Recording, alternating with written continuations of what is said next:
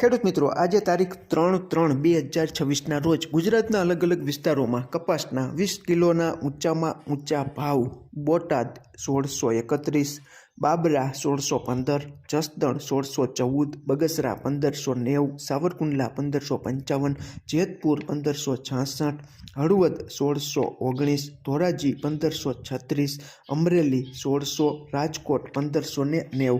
બોટાદ ખાતે 3420 મણ અને રાજકોટ ખાતે 2500 મણ જેટલી કપાસની આવક આજે જોવા મળી હતી.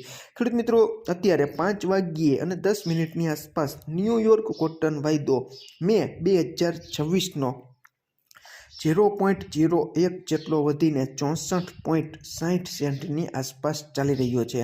હવે ખેડૂત મિત્રો, ડોલર ઇન્ડેક્સ મજબૂત થાય એટલે સોનું, ચાંદી અને કોટન વાયદા ઉપર તેની અસર જોવા મળે અને અત્યારે કંઈક આવું જ આપણને જોવા મળી રહ્યું છે. 5 વાગ્યે અને 10 મિનિટની આસપાસ ડોલર ઇન્ડેક્સ છે તે 0.900 જેટલો વધીને 99.23ની આસપાસ ચાલી રહ્યો છે. હવે ખેડૂત મિત્રો, આવું કેમ થાય? તો આપણે અત્યારે જોઈ રહ્યા છીએ કે અમેરિકા ઈરાન તણાવ જે સંઘર્ષ ચાલી રહ્યો છે, એટલે મોટાભાગના રોકાણકારો છે તે સોનું, ચાંદી, ડોલર જેવા રોકાણના જે સ્ત્રોત છે તેમાં વધારે રોકાણ કરવાનું પસંદ કરે. પરંતુ સોનું અને ચાંદી ઘણા દિવસોથી ખેડૂત મિત્રો ટ્રેન્ડિંગમાં ચાલતું હતું, એટલે રોકાણકારો છે તે વધારે ભાવ વધી જાય એટલે પ્રોફિટ બુકિંગ કરવા આવે, ટૂંકમાં નફો કવર કરવા આવે, એટલે સોનું અને ચાંદી ઘટી જાય. અત્યારે ભારતીય વાયદા બજારની હું તમને વાત કરું તો આપણા MCX ઉપર અત્યારે 5 વાગ્યે અને 11 મિનિટની આસપાસ સોનાનો માર્ચ 2026નો વાયદો 4865 જેટલો ઘટીને 1,58,694 અને ચાંદીનો મે 2026નો વાયદો 16,708 રૂપિયા જેટલો ઘટીને 2,61,773ની આસપાસ ચાલી રહ્યો છે. ખેડૂત મિત્રો, સોનું ચાંદી કેમ ઘટે? તો કે એક તો પ્રોફિટ બુકિંગ કરવા આવે, નફો બુક કરવા, નીચા ભાવે ખરીદી કરી હોય તેને સારું વળતર મળતું હોય એટલે વેચવાલી કાઢે. અને બીજું કે ડોલર ઇન્ડેક્સ મજબૂત થાય. આપણે જોયું કે અત્યારે ડોલર ઇન્ડેક્સ છે તે 99.23ની આસપાસ ચાલી રહ્યો છે, એટલે રોકાણકારો માટે સોનું અને ચાંદી છે તે ઘણું બધું મોંઘું થઈ જાય. પરિણામે અત્યારે ડોલર ઇન્ડેક્સ મજબૂત હોવાથી ન્યૂયોર્ક કોટન વાયદા ઉપર પણ દબાણ છે અને સોના ચાંદી ઉપર પણ દબાણ છે. અત્યારે માત્ર તણાવ, યુદ્ધ જેવી પરિસ્થિતિ હોય ત્યારે હંમેશા ખેડૂત મિત્રો ક્રૂડ ઓઇલ છે તે ભડકે બળતું હોય. તેનું કારણ છે કે ક્રૂડ ઓઇલની સપ્લાય છે તે ઘણી બધી ડાઉન થઈ જાય, ઘટી જાય, દરિયાઈ ખર્ચ વધી જાય, એટલે ક્રૂડ ઓઇલના ભાવ છે તે ભડકે બળે. આપણે જોયું કે અત્યારે ઈરાને જે ક્રૂડ તેલનું જે વહન કરતી જે સ્ટ્રેટ ઓફ હોર્મુઝ છે તે ઘણી બધી પ્રભાવિત થઈ છે. એટલે જ ગઈકાલે મલેશિયન પામ તેલ વાયદો છે તે ખેડૂત મિત્રો મે મહિનાનો 104 રિંગીટ જેટલો વધીને 4,146ની આસપાસ બાંધાવ્યો. ખેડૂત મિત્રો, ક્રૂડ તેલના ભાવ છે ગમે ત્યાં યુદ્ધ થાય એટલે સૌપ્રથમ ક્રૂડ તેલના વાયદા અને હાજર બજાર ઊંચકાઈ જાય, કારણ કે સપ્લાય છે તે ઘણી બધી ઘટી જાય. હવે ક્રૂડ તેલ સતત લાંબો સમય સુધી યુદ્ધ ચાલે તો ક્રૂડ તેલ છે તે નીચું ન આવે, વધ્ય જ રાખે. પરિણામે શું થાય ખેડૂત મિત્રો કે દુનિયા આખીમાં જે તે દેશો પાસે બાયોડીઝલ, બાયોફ્યુઅલ બનાવવાના જે પાકો છે તેનો વપરાશ છે જે તે દેશ વધારી દે. હવે આપણે જોઈએ તો ક્રૂડ ઓઇલના વાયદા અને હાજર બજાર વધે એટલે ખાદ્ય તેલ બધા જ દેશોની વધી જાય. જેમાં આપણે જોઈએ તો સોયાબીન, કારણ કે અમેરિકા અને બ્રાઝિલ જેવો દેશ છે તે બાયોડીઝલ બનાવવામાં સોયાબીનનો વપરાશ છે તે વધારી દે, કારણ કે ક્રૂડ ઓઇલ મોંઘું થઈ જાય એટલે આયાત છે તે ઘણી બધી મોંઘી થઈ જાય. અને પરિણામે જે બાયોડીઝલમાં વપરાતા જે તેલીબિયા પાકો છે, સોયાબીન છે, પામ તેલ છે, બ્રાઝિલ અને અમેરિકા જેવા દેશો છે તે સોયાબીનનો વપરાશ તેલમાં બાયોડીઝલ તરીકે વધારે કરે, એટલે ત્યાં તેના ભાવ વધે.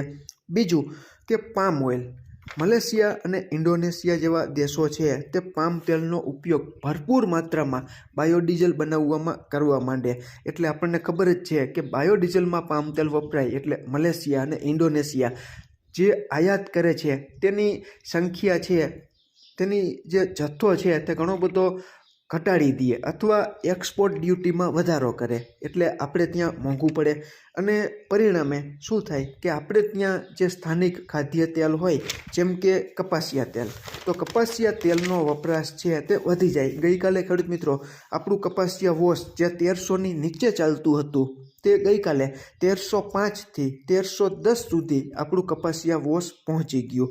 અને કપાસિયા વોશમાં ભાવ વધે એટલે સ્વાભાવિક રીતે કપાસિયામાંથી જ કપાસિયા વોશ બને એટલે કપાસિયાના ભાવ પણ વધે. જે ગઈકાલે આપણે જોયું હતું કે કપાસિયાના 20 કિલોના ભાવ 790થી 830 સુધી જોવા મળ્યા અને કપાસિયા ખોળની હાજર બજાર વાયદા બજારમાં મોટો વધારો થયો એટલે હાજર બજાર પણ મજબૂતીની સાથે ટકેલી છે. 60 કિલોવાળી ભરતીવાળી જે કપાસિયા ખોળની ગુણી આવે છે તેના ભાવ 2300થી 2350 સુધી ઘણા બધા વિસ્તારોમાં જોવા મળી રહ્યા છે. ખેડૂત મિત્રો આપણી શંકર રૂની ગાંસડી 54,000થી 54,200ની આસપાસ ચાલી રહી છે. સમગ્ર દેશમાં અત્યાર સુધીમાં 270 લાખ રૂની ગાંસડીની આવક થઈ હોય તેવો અંદાજ છે તે આપણને જાણવા મળી રહ્યો છે. અત્યારે એવું પણ જાણવા મળી રહ્યું છે કે કપાસિયાની વેચવાલી છે તે ઘણી બધી ઘટી ગઈ છે. ખેડૂત મિત્રો અત્યારે મોટાભાગના દેશો બાયોડીઝલમાં પોતાને ત્યાં થતા તેલીબિયા પાકો છે, સોયાબીન છે, મકાઈ છે, મકાઈનો ઉપયોગ અમેરિકા છે તે ઇથેનોલ બનાવવામાં કરે છે. એટલે ખેડૂત મિત્રો શું થાય કે લાંબો સમય સુધી ભાવ છે તે ક્રૂડ ઓઇલના વધેલા રહે તો જે તે દેશોમાં વાવણીનો પીરિયડ હોય તેમાં ખેડૂતો વધારે ભાવ જે પાકના મળે તેના તરફ વધારે આકર્ષાઈને વાવેતર કરે છે. અમેરિકામાં મકાઈનો ઉપયોગ છે તે ઇથેનોલ બનાવવામાં કરે છે. એટલે ટૂંકા ગાળાનો પાક હોવાથી મોટાભાગના ખેડૂત મિત્રો મકાઈના સારા ભાવ ત્યાં થઈ જાય તો મકાઈની ખેતી પ્રત્યે પણ વધારે આકર્ષણ ધરાવે અને વાવેતર કરે તો કપાસના વાવેતરમાં ઘટાડો આવે. હવે કપાસના વાવેતરમાં ઘટાડો આવે તો ઘણી વખત ખેડૂત મિત્રો ન્યૂયોર્ક કોટન વાયદો છે તે વધી જાય.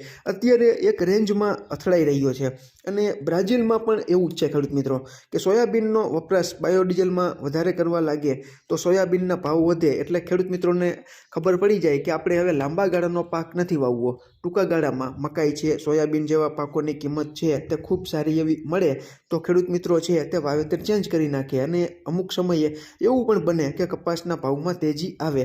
આ બધી જો અને તો જેવી વાતો છે.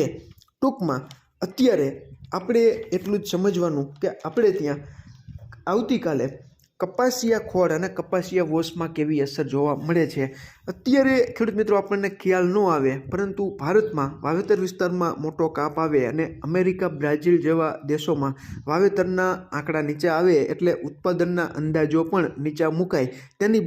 તેની અસર છે તે કપાસ બજાર ઉપર કેવી થાય છે. જેમ જેમ સમય વીતતો જશે તેમ તેમ ખ્યાલ આવતો જશે. આ માત્ર આપણે તર્ક લગાડીને અનુમાનો છે તે આવા અત્યારે વિચારીએ છીએ. આવું થાય તો આવી પરિસ્થિતિ નિર્માણ થાય, આવું ન થાય તો ન પણ થાય. ટૂંકમાં કપાસનું વાવેતર વિશ્વના ઘણા બધા દેશોમાં રાસાયણિક ખાતરોના ભાવ કેવા વધે છે તેને ધ્યાનમાં રાખીને પણ ખેડૂત મિત્રો કેવા વાવેતર કરે છે તેનો ખ્યાલ આપણને જેમ જેમ સમય વીતતો જશે તેમ તેમ ખ્યાલ આવતો જશે. કારણ કે ક્રૂડ ઓઇલ ભડકે બળે એટલે મોટાભાગના રાસાયણિક ખાતરોના ભાવમાં પણ વધારો આવે.